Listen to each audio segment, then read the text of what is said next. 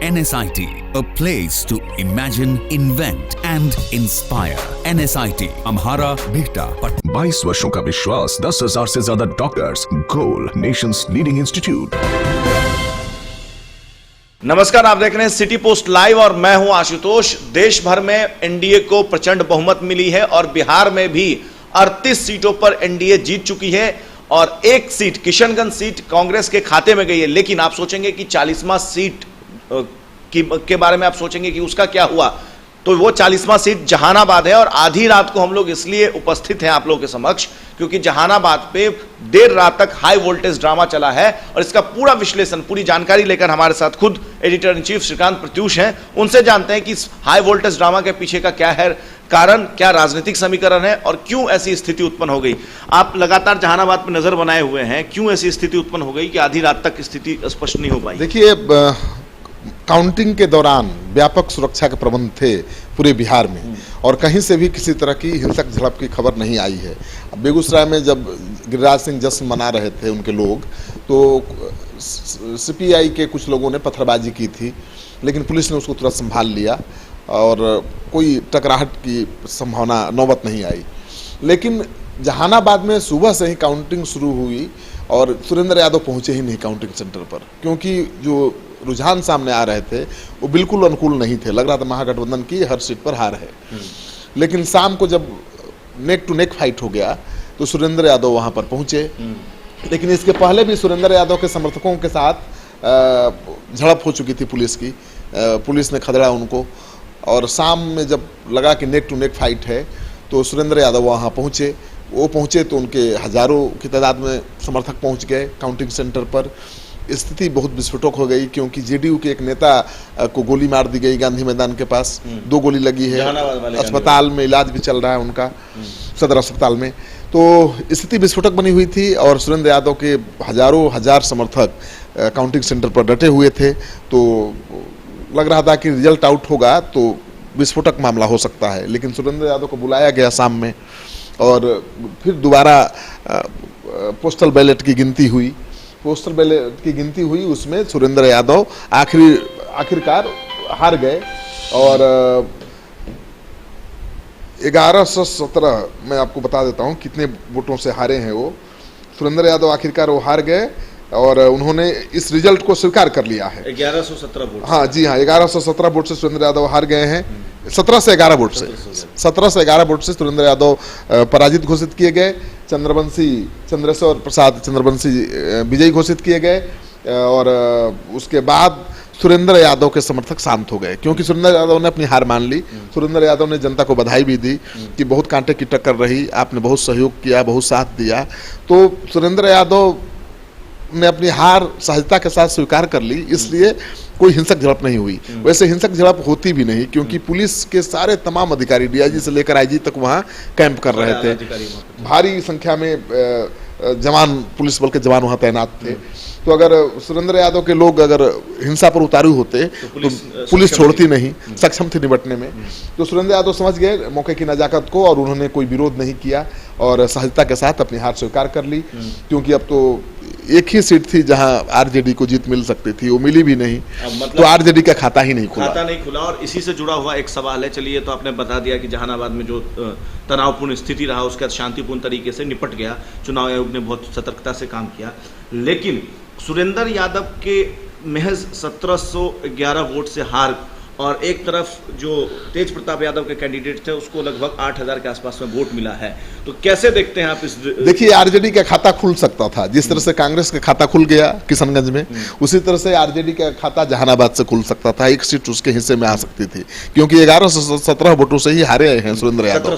17 से 11 वोटों से हारे हैं, बहुत कम है। और जो तेज प्रताप के उम्मीदवार थे चंद्र प्रकाश, उनको 8000 वोट मिला है।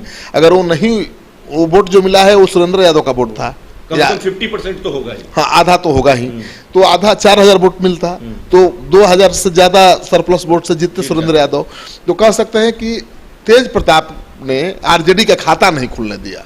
अगर तेज प्रताप विद्रोही तेवर में नहीं होते, चंद्र प्रकाश को चुनाव में खड़ा नहीं किया होता, या तेज प्रताप के उम्मीदवार को ही आरजेडी ने अपना उम्मीदवार मान लिया होता तो शायद जीत की स्थिति तो नौबत ये होती कि आरजेडी का खाता खुल जाता। लेकिन चुनाव काफी दिलचस्प हुआ है और काउंटिंग को लेकर जितना वहां पर तनाव रहा कहीं नहीं रहा।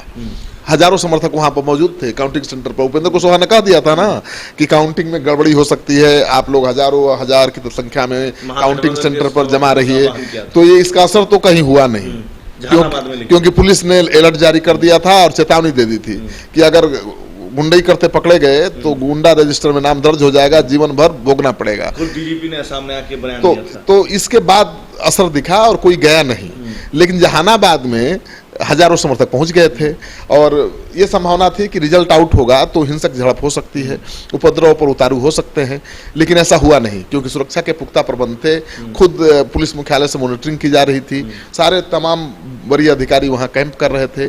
तो अगर हिंसा का सहारा लेते सुरेंद्र यादव के समर्थक तो सुरेंद्र यादव बुरी तरह फंसते। तो उन्होंने स्थिति को भांप लिया और सहजता के साथ अपनी हार स्वीकार कर ली और रात में 12 बजे के आसपास ये रिजल्ट डिक्लेयर हो गया है कि चंद्रवंशी चुनाव जीत चुके हैं। ये बहुत बड़ा प्रयोग है, जान लो कि नीतीश कुमार ने बहुत बड़ा प्रयोग किया है, क्योंकि जहानाबाद से या तो यादव या भूमिहार चुनाव लड़ता रहा है किसी भी पार्टी से। तो यादव हमेशा आरजेडी का प्रत्याशी रहा है और भूमिहार हमेशा एनडीए का प्रत्याशी रहा है। लेकिन पहली बार नीतीश कुमार ने अति पिछड़ा को प्रत्याशी बनाया, यानी जो मिथक था कि यहाँ से भूमिहार या यादव ही जीत सकता है उसको तोड़ दिया। तो बहुत बड़ा प्रयोग है, बहुत बड़ा प्रयोग किया और सफल भी हो गया।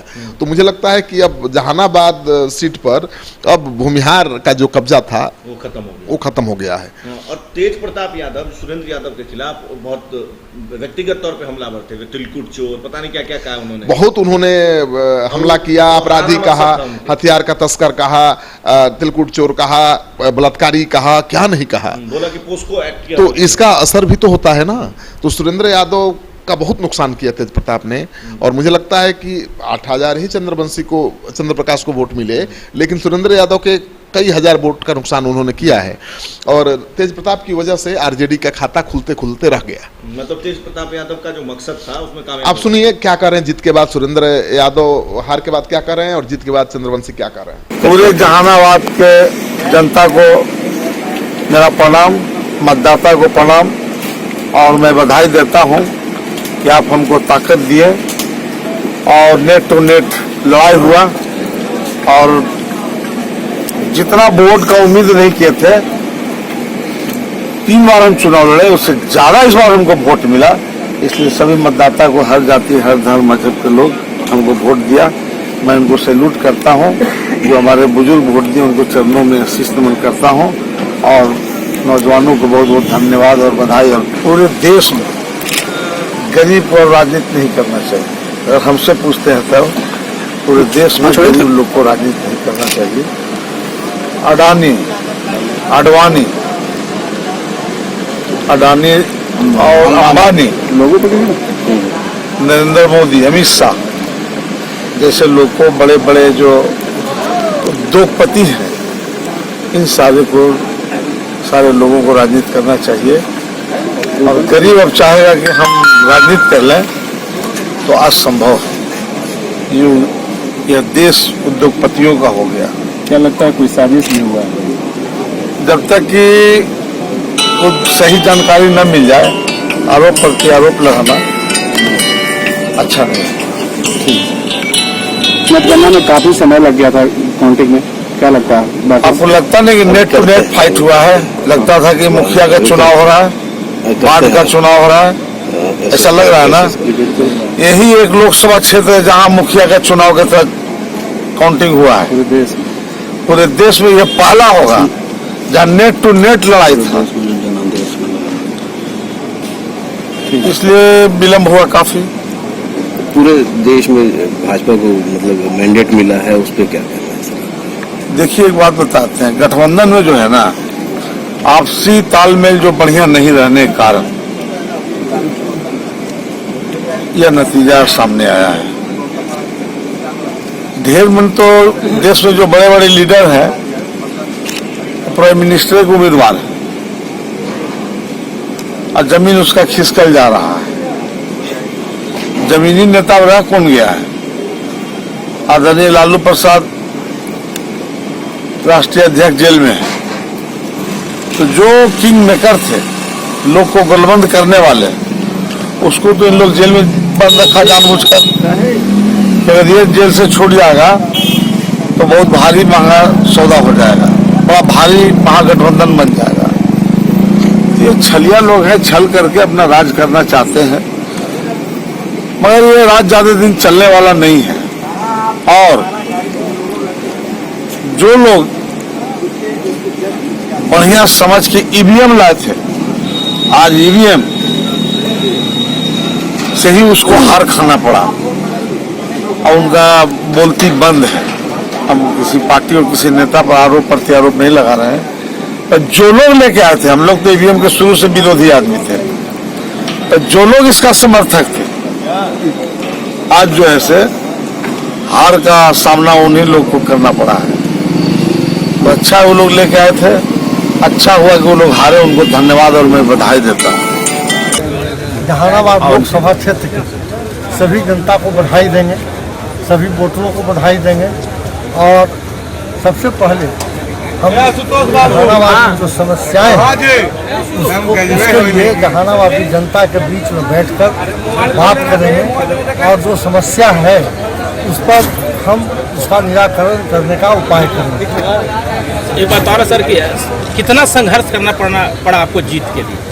देखिए, हम तो मानते हैं कि हमारे जो आदरणीय प्रधानमंत्री हैं और हमारे जो आदरणीय मुख्यमंत्री हैं, इन दोनों के जो कार्य हुए हैं बिहार में और देश में, उसी के एजेंडे पर हमने चुनाव लड़ा। और हमको नहीं लगता है कि किसी तरह का कोई परेशानी हमको चुनाव लड़ने में हुई। और हमको यहाँ के जो मतदाता हैं उनका प्यार मिला और अंततः उन्होंने 19 तारीख को अपना मत का प्रयोग किया और एनडीए के उम्मीदवार के रूप में हमको विजयी बनाने का काम किया। जीत का श्रेय किसे देना चाहेंगे? देखिए, जीत का श्रेय तो निश्चित रूप से हम आदरणीय प्रधानमंत्री जी और आदरणीय मुख्यमंत्री जी को देंगे और खास करके जहानाबाद के जो वोटर हैं उनको देंगे। आपके ऊपर बाहरी होने का भी ये लगता रहा है, तो क्या आप यहाँ पर रह करके कैसे काम करेंगे, उसको शिकायत कैसे दूर करेंगे? तो इस तरह का गलत अफवाह फैलाया गया है। हम तो यह बताना चाहेंगे आपके माध्यम से कि आज से 5 साल पहले हम इसी लोकसभा क्षेत्र के मतदाता थे। मेरा घर बगल में मसौढ़ी है और हम यहाँ के क्षेत्र के जो एमपी थे, हमारे भी वही एमपी थे और हम उनको मत देते थे। किस तरह से लोग हमको बाहरी कहते हैं ये हमको समझ में नहीं आता है। अब आपकी प्राथमिकताएं क्या होगी जहानाबाद का, क्या कुछ? तो आपको हम बताया कि जहानाबाद के विशेष रूप से जो विकास से संबंधित कार्य है उसके लिए हम यहाँ की जनता से बात करेंगे, प्रेस प्रतिनिधियों से बात करेंगे और यहाँ का मुख्य जो समस्या है उस पर हम काम करने का काम करेंगे। वैसे खास करके यहाँ शिक्षा के क्षेत्र में और सिंचाई के क्षेत्र में काम की आवश्यकता है।